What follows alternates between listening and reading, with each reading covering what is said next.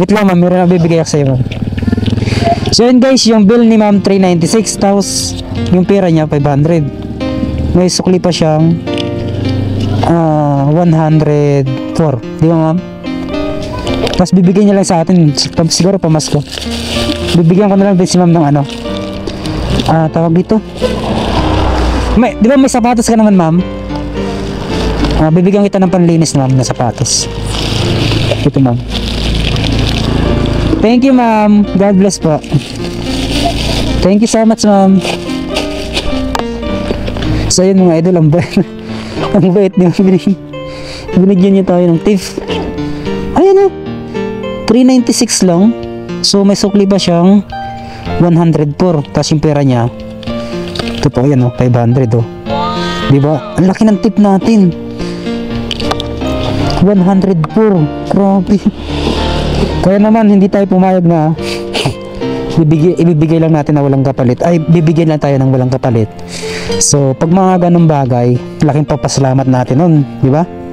Grabe. Kaya naman, binigyan ko na rin si ma'am ng ano, tawag dito, yung panglinis ng sapatos, yung wipes, ayan, sneaker wipes, ayan.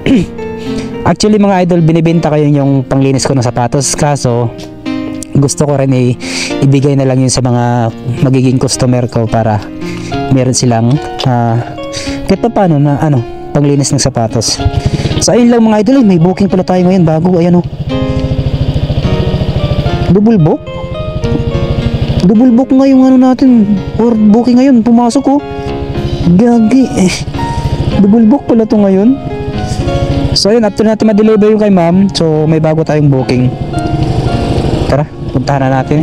So ulit ma'am, maraming salamat po sa iyo ha. Grabe, nabigla ako dun. Binigay na lang yung sukli na 104. Grabe, talagang ramdam na natin yung Christmas, no? Dahil wala tayong natatanggap na bonus kasi delivery rider lang tayo. So wala kaming natatanggap na bonus sa as in sa Grab company. O, kasi ano lang kami, kumbaga third party lang kami, kumbaga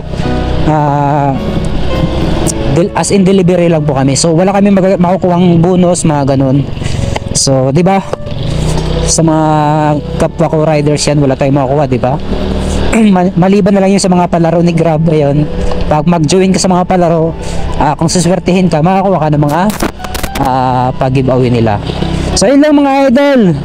Kung may mali man ako na sabi, ayan, pasensya na, i-comment nyo na lang ha. Walang away-away, bati-bati tayo. So yun, muli maraming salamat kay ma'am sa ibinigay na tip niya. God bless po sa inyo ma'am. More power and Merry Christmas. Grabe, Paskong Pasko na. Binigyan tayo ng 104.